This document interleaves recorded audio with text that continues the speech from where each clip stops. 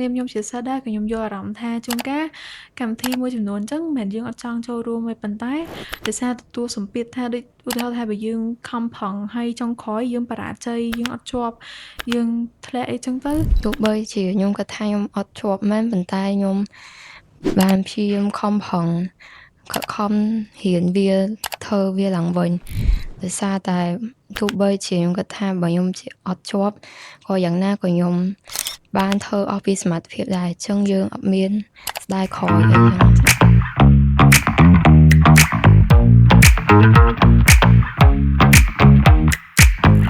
សូមគោរពជំរាបសួរនិងសូមស្វាគមន៍មកកាន់ podcast របស់សាលារៀនបញ្ញាសាស្ត្រអន្តរជាតិទាំង5សាខា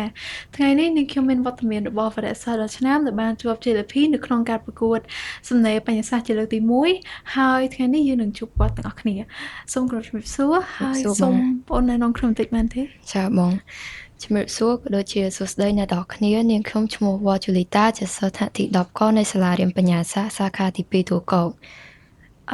ងបានទទួលជ័យលាភីលេខ1នៅក្នុងការប្រកួតសំណេរនឹងត្រូវអត់ចឹងខ្ញុំសូមអាចជួយណែនាំអំពីពាននឹងខ្ញុំសូមមើលពានហើយនឹងមេដាយបានអត់នេះជាពានសំណេរបញ្ញាសាស្ត្រលើកទី1ដែលខ្ញុំទទួលបានហើយនេះជាមេដាយមាសហើយអានេះជាលិខិតសារដែលបានចូលរួមជាប់ជ័យលាភីលេខ1ហើយនេះពានតែនិពន្ធអានេះក៏តែនិពន្ធដូចគ្នាដែរជាប់ជ័យលាភីលេខ1ទាំងអស់ត្រូវអត់ចាសូមអបអរសាទរដែលបានជាប់ជ័យលាភីលេខ1ព្រោះខ្ញុំដឹងថាវាមិនមែនស្រួលទេដែលតំណតែបានលទ្ធផលអញ្ចឹងហើយពេលដែលឈ្នះហ្នឹងមានអារម្មណ៍មិនដែរសម្រាប់ខ្ញុំពេលដែលខ្ញុំឈ្នះខ្ញុំមានអារម្មណ៍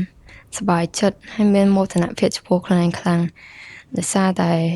ខ្ញុំមិនដែលគិតថាពីមុនមកខ្ញុំមិនដែលជាប់ចឹងទៅពេលខ្ញុំជាប់លើកនេះមានអារម្មណ៍សប្បាយចិត្តហើយដំបូងខ្ញុំគិតថាខ្ញុំមិនអាចជាប់បានទេដោយសារពេលប្រកួតហ្នឹងមានអ្នកចូលរួមប្រកួតច្រើនដែរចឹងណាអូនបាននិយាយថាចូលរួមហ្នឹងអត់មានសង្ឃឹមថាជាប់ទេប៉ុន្តែហេតុអីបានមានអីដែលជំរុញឲ្យបងអូននៅខំធ្វើដល់បានជ័យលាភីលេខ1ហ្នឹងទោះបីជាខ្ញុំគិតថាខ្ញុំអត់ជាប់មែនប៉ុន្តែខ្ញុំបានព្យាយាមខំប្រឹងខិតខំរៀនវាធ្វើវាឡើងវិញដោយសារតែទោះបីជាខ្ញុំគិតថាបើខ្ញុំអត់ជាប់ក៏យ៉ាងណាក៏ខ្ញុំបានធ្វើអស់ពីសមត្ថភាពដែរអញ្ចឹងយើងអត់មានស្ដាយក្រោយអីចឹងចាសម្រាប់ការរៀបចំក្នុងការប្រកួតអាចជួយចែកបន្តិចបានអត់អំពីការរៀបចំដូច prepare មិនដែរប្រើវិធីសាស្ត្រឲ្យមិនដែរក្នុងការស្រាវជ្រាវធៀមសម្រាប់ការសរសេរហ្នឹងចាសម្រាប់ខ្ញុំការប្រកួតហ្នឹងគឺខ្ញុំប្រហែលជាអាចធៀមមុនមួយអាទិត្យហើយខ្ញុំស្វ័យសិក្សាដោយខ្លួនឯងទី1ខ្ញុំស្វ័យសិក្សាដោយហៅពាក្យពិបាកតាមអនឡាញតាមអ៊ីនធឺណិតអីចឹងទៅគឺខ្ញុំយកមកកត់ត្រាដាក់សៀវភៅមួយហើយទៅសេវាហើយពេលទៅណេចឹងខ្ញុំយកវាមកមើលឡើងវិញហើយទី2ហ្នឹងគឺខ្ញុំអានអត្ថបទអានដូចនៅក្នុងសៀវភៅភាសាខ្មែរអីហ្នឹងពីថ្នាក់ចាស់អីហ្នឹងខ្ញុំអានវាហើយខ្ញុំកត់ពាក្យពិបាកដែរបន្ទាប់ពីបានប្រកួតហើយហ្នឹងជាពិសេសបន្ទាប់ពីបានសិក្សាស្រាវជ្រាវច្រើនដើម្បីធៀមក្នុងការប្រកួតតើបងអូនគិតថាការធៀមទាំងអស់ហ្នឹងបានជះឥទ្ធិពលមិនដែរទៅលើការសិក្សាបងប្អូនដែលខ្ញុំខំរៀនហ្នឹងគឺខ្ញុំគិតថាអាចជះឥទ្ធិពលដល់ការសិក្សារបស់ខ្ញុំច្រើនដោយសារតែយើងហៅពាក្យថ្មីច្រើនចឹងគឺយើងអាចចេះដឹងច្រើនជាងមុនយកវាទៅប្រើប្រាស់ក្នុងការអានការសរសេរដូចការសេតាំងសេចក្តីច្រើនជាងមុនបន្ទាប់ពីបានប្រកួតចប់បងគិតថាទទួលបានមេរៀនអីខ្លះដែរពីបទពិសោធន៍មួយហ្នឹងបន្ទាប់ពីបានប្រឡងចប់ហ្នឹងគឺខ្ញុំគិតថាខ្ញុំអាចសរសេរបានច្រើនជាងមុន